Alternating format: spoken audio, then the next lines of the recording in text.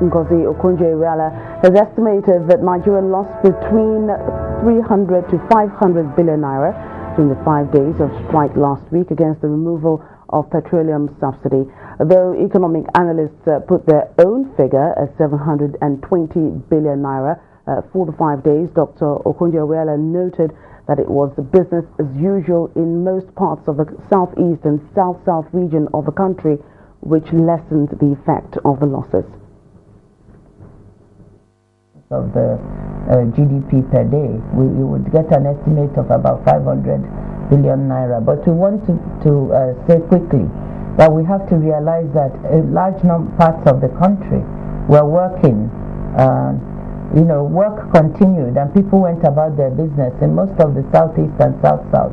If you speak to the governors, you'll find out, and in various other parts of the country. So you can't just take a sweeping estimate. You have to factor in the fact that people were working in other parts of the state. And if you look at that, then the estimate we have comes to about 300 billion naira.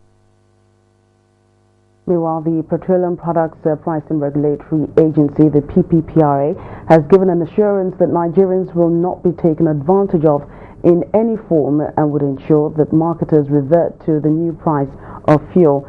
In a statement signed by the Executive Secretary of the PPPRA, Mr. Reginald Stanley, the agency announced that the new pump price of 97 naira per litre will come into effect from today, Monday, 16th January 2012. The regulatory agency asked all suppliers to honor their fourth quarter 2011 supplies so that the nation does not go into a supply shock.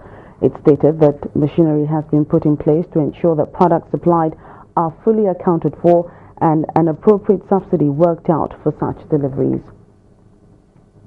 Business activities are yet to return fully, even as Labour called off its strike action, which had been on for a week.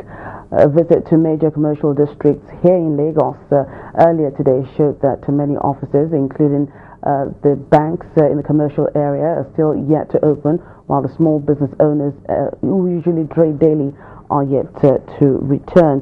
The food markets, however, are picking up gradually, with trucks seen at the popular Mile 12 market offloading their perishables.